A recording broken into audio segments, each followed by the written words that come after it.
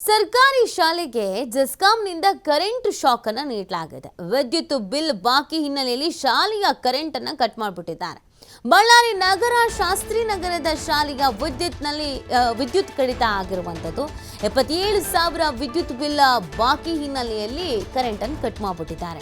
ಜೆಸ್ಕಾಂ ಅಧಿಕಾರಿಗಳಿಂದ ವಿದ್ಯುತ್ ಸಂಪರ್ಕ ಕಡಿತ ಮಾಡಲಾಗಿದೆ. ಇದೀಗ ಕತ್ಲಲ್ಲಿ ಮಕ್ಕಳಿಗೆ ಪಾಠ ಮಾಡಬೇಕಾಗಿದೆ. ಗಾಳಿ ಬೆಳಕಿನ ಕೊರತೆ ಇದೆ.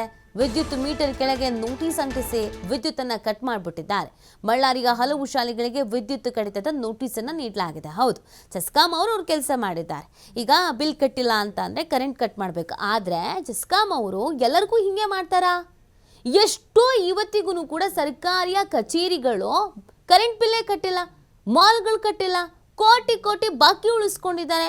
ಏನ್ ಮಾಡ್ತಾ ಇದ್ದೀರಾ? ಅಲ್ಲೂ ಹೋಗಿ ಹಿಂಗೆ ಕರೆಂಟ್ ಕಟ್ ಮಾಡ್ತೀರಾ? ಮಾಡಲ್ಲ ಅಲ್ವಾ?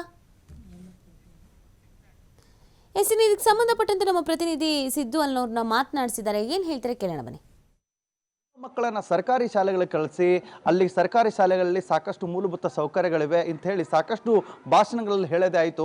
ಆದರೆ ನಿಜಕ್ಕೂ ಸರ್ಕಾರಿ ಶಾಲೆಗಳ ಪರಿಸ್ಥಿತಿ ಹೇಗಿದೆ ಅನ್ನುವಂಥದ್ದನ್ನು ನೀವು ಗಮನಿಸಬಹುದಾಗಿದೆ. ಈಗ ಗ್ಯಾರಂಟಿ ಯೋಜನೆ ಆದಂಥ ಸಂದರ್ಭದಲ್ಲಿ ಯಾವುದೇ ರೀತಿಯಾಗಿ ಸರ್ಕಾರಿ ಶಾಲೆಗಳಿಗೆ ಬಿಲ್ಲನ್ನು ತುಂಬಾರ್ದು, ಕರೆಂಟ್ ವಿದ್ಯುತ್ತನ್ನು ಕಟ್ಟೋ ಹಾಗಿಲ್ಲ ಅಂತ ಹೇಳ್ಬಿಟ್ಟು ಸರ್ಕಾರ ಒಂದು ಸೂಚನೆಯನ್ನು ಕೂಡ ಹೊರಡಿಸಿತ್ತು. ಆದರೆ ಸೂಚನೆ ಆದ ಬಳಿಕ ಇದಕ್ಕಿಂತ ಹಿಂದೂ ಕೂಡ ಕೆಲವೊಂದಿಷ್ಟು ಬಿಲ್ಗಳನ್ನು ಬಾಕಿ ಉಳಿಸ್ಕೊಂಡಿರುವಂಥ ಏನು ಶಾಲೆಗಳಿತ್ತು, ಆ ಶಾಲೆಗಳಿಗೆ ಈಗಾಗಲೇ ವಿದ್ಯುತ್ ಕಡಿತಗೊಂಡಿದೆ ಅಂತ ಹೇಳ್ಬೋದು. ಸದ್ಯ ಇಲ್ಲೊಂದು ನೋಟಿಸನ್ನು ಕೂಡ ಅಂಟಿಸಲಾಗಿದೆ ಅಂತ ಹೇಳ್ಬೋದು. ಈಗ ನೀವು ಸದ್ಯ ಏನಾದರೂ ರೀಡಿಂಗನ್ನು ಏನಾದರೂ ಆನ್ ಮಾಡಿದ್ರೆ ಇಲ್ಲಿ ನೀವು ಅನಧಿಕೃತವಾಗಿ ಸಂಪರ್ಕ ಕಲ್ಪಿಸಿಕೊಂಡ್ರೆ ವಿದ್ಯುತ್ತನ್ನು ಕಳ್ಳತನ ಮಾಡ್ತಾ ಇದ್ದೀರಿ ಅಂತ ಹೇಳ್ಬಿಟ್ಟು ಒಂದು ನೋಟಿಸನ್ನು ಈ ಶಾಲೆಗೆ ಅಂಟಿಸಿರುವಂಥದ್ದು ಕೂಡ ಇದೆ.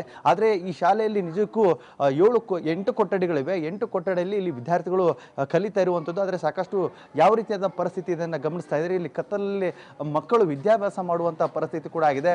ಏನಾದರೂ ಬೋರ್ಡ್ ಮೇಲೆ ಏನಾದರೂ ಬರೆದ್ರೆ ಆ ಮಕ್ಕಳಿಗೆ ಕಾಣೋದಿಲ್ಲ ಅಂತ ಹೇಳ್ಬಿಟ್ಟು ಆ ಮಕ್ಕಳು ಕೂಡ ತಮ್ಮ ಅಳಲನ್ನು ಹೇಳ್ತಾ ಇದ್ರು.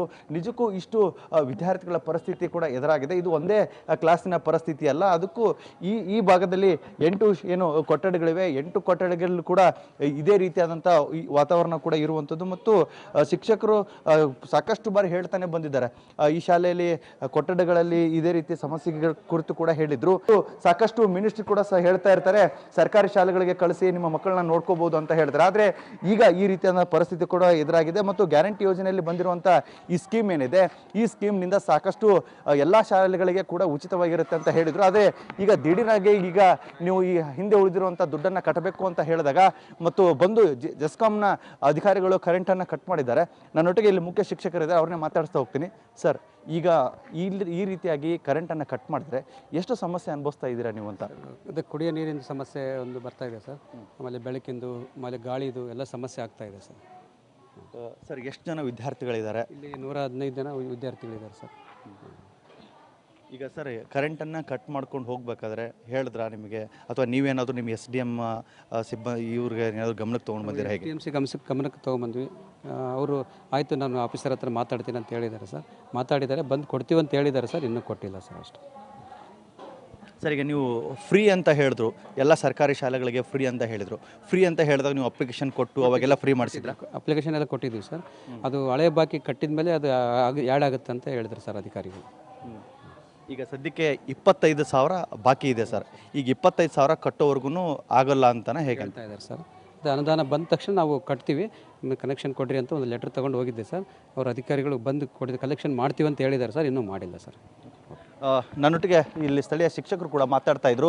ಅಧಿಕಾರಿಗಳು ಹೇಳುವಂಥ ಮಾತೇನೆಂದರೆ 25,000 ಕಟ್ಟದ ಮೇಲೆ ನಾವು ಇಲ್ಲಿ ಕರೆಂಟ್ ಕೊಡ್ತೀವಿ ಅನ್ನುವಂಥ ಮಾತನ್ನು ಕೂಡ ಹೇಳಿದ್ದಾರೆ ಅಂತ ಹೇಳಿದ್ರು. ನಿಜಕ್ಕೂ ಇಲ್ಲಿ ಕರೆಂಟ್ ಇಲ್ಲದೆ ಇರೋದ್ರಿಂದಾಗಿ ವಿದ್ಯಾರ್ಥಿಗಳು ಕೂಡ ಸಾಕಷ್ಟು ಕಷ್ಟವನ್ನು ಅನುಭವಿಸ್ತಾ ಇದ್ದಾರೆ. ಅದರಲ್ಲೂ ಕೂಡ ಬಳ್ಳಾರಿ ಅಂತ ಹೇಳಿದ್ರೆ ಇಲ್ಲಿ ಬಿಸಿಲು ಕೂಡ ಜಾಸ್ತಿ ಇರುತ್ತೆ. ಇಲ್ಲಿ ಕರೆಂಟು ಮತ್ತು ಫ್ಯಾನ್ ಇಲ್ಲದೆ ಈ ಮಕ್ಕಳು ಇಲ್ಲದೆ ಇರೋದಂಥ ಕೂಡ ವಾತಾವರಣ ಆಗುತ್ತೆ. ಮತ್ತು ಯಾವುದೇ ರೀತಿಯಾಗಿ ಈ ಶಾಲೆಯಲ್ಲಿ ಕೂಡಕ್ಕೆ ಆಗ್ತಾನೆ ಇಲ್ಲ ಅಂತಲೇ ಹೇಳ್ಬೋದು.